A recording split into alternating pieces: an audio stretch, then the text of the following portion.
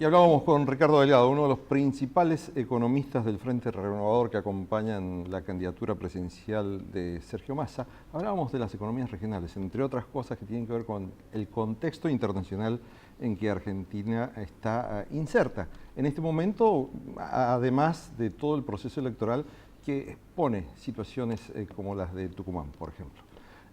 Pero vamos a seguir con las economías regionales, porque el viernes pasado, hace pocos días, se reunieron 350 entidades y empresarios de las economías regionales reunidos, convocados por la Confederación Argentina de la Mediana Empresa. Y Pablo Bernengo, el ingeniero Pablo Bernengo, es el director ejecutivo de economías regionales dentro de CAME. Así que muchas gracias por estar en Política, Producción y Trabajo. Buenas tardes, Ricardo. Buenas tardes, Fanny. ¿Cómo andan? ¿Qué establecieron en esa reunión, en esa asamblea? Primero nos vimos las caras largas y duro. Fue una dura conversación, un duro debate, donde estos 350 dirigentes de más de 220 digamos, entidades que componen 38 complejos agroindustriales planteaban sus problemáticas. Como bien decía Ricardo hace un rato, el problema logístico encarece notablemente, digamos, los costos internos de traer una caja de limón, digamos, para Buenos Aires es más caro que llevarla a Rotterdam en Europa. Es decir, tenemos, y por eso desde CAME, de la Confederación, venimos manifestando la necesidad de darle urgencia, digamos, a que el Estado compense estas inequidades que existen entre lo que es la Argentina profunda y el urbano, ¿no? Pero CAME tiene buena relación con el gobierno, tiene buen diálogo con el gobierno. ¿Cuál es el resultado de ese diálogo en esta circunstancia en que la coyuntura económica es adversa para la economía regional? No, nosotros venimos siguiendo muy de cerca todo lo que es el desenvolvimiento del Belgrano Cargas y aplaudimos ciertas cosas, digamos, que se están realizando. Lo que pasa es que los tiempos, los tiempos que llevan, digamos, poner en marcha eso va a demorar 4 o 5 años. Estamos de acuerdo en que haya una... Recuperar la infraestructura básica para la economía del país va a demandar un mandato todavía. La matriz de lo que es la logística y el flete, sí, probablemente. Ojo, fueron desde el año, la década del 90 que se cerró, ramal que se cerraba, ramal que no funcionaba. 40.000 kilómetros de ferrocarril. Pablo, pero ustedes están planteando que hay una declaración de emergencia de las economías regionales. Totalmente. Entonces, si se puede llegar a tomar algún tipo de medida, porque tengamos en cuenta que el gobierno hoy en día no dispone de tantos fondos como para poder asistir a todos. ¿Qué soluciones ustedes ven que podrían llegar mínimamente a darles alguna solución? Fanny, acá lo que nosotros necesitamos es, primero, cada complejo agroindustrial de las economías regionales tiene una respuesta y solución distinta, no son todas iguales. Punto uno. Primero es conocer qué estamos hablando. La cantidad de gente que está afectada a esto en la trama, en trabajos directos, estamos hablando de 900.000 trabajadores del interior. A ver, en Catamarca hacemos pelota una industria que es el sector olivícola.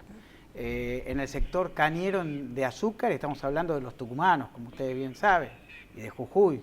Es decir, me parece que dar una respuesta conjunta o, digamos, global, no. Hay 6 o 7 cosas que son, sí, que hay que compensar, digamos, ciertas inequidades que producen las distancias.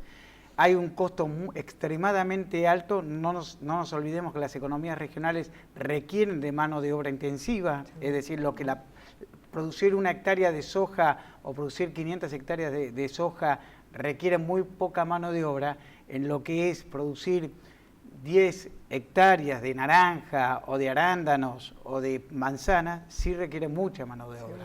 Pero entonces, también falta... Ahí hay que compensar, lo que es la carga contributiva es muy alta. Claro. Y hoy realmente nos lleva al quebranto. Y ustedes entonces están pidiendo que por lo menos se las bajen, aunque sea momentáneamente. Y que pongamos algo, digamos, alguna vez existió un repro.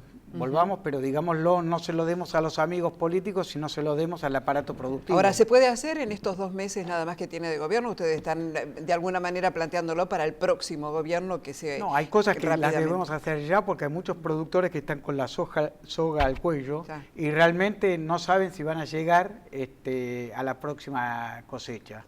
Hay ventas de fincas que están a valores vil. Claro. Es decir, quiero hacer muy claro, a ver, producir una hectárea de poroto en Salta, en Rosario la Frontera, demanda $450 por hectárea.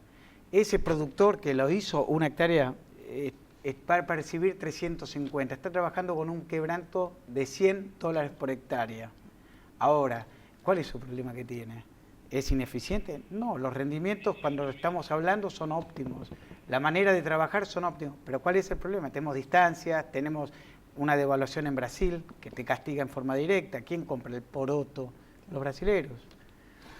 ¿No falta también inversión en las economías regionales? Porque si hubiera inversión, si hubiera industrialización básica, por ejemplo, tendríamos secaderos que son fáciles de montar para evitar tirar las manzanas a la ruta. Totalmente de acuerdo. A ver, nosotros ruta. siempre nuestro lema desde acá, desde la Confederación, fue ponerle valor en origen.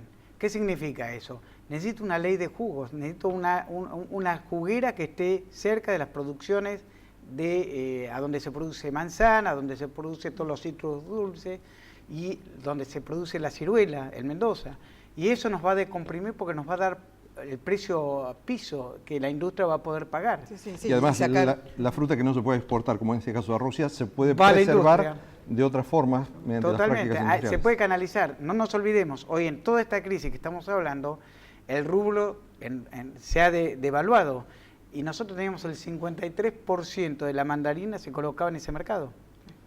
Es decir, ¿a quién se la colocamos? Es imposible. ¿Y por qué no tenemos el resguardo de la preservación industrial? El costo de producir esa mandarina es más alto que ir a la cosechar. Pablo Verdengo, director ejecutivo de Economías Regionales de la CAME, muchas gracias por estar aquí en Política, Profesión y Trabajo. Gracias volvemos a una breve pausa nuevamente.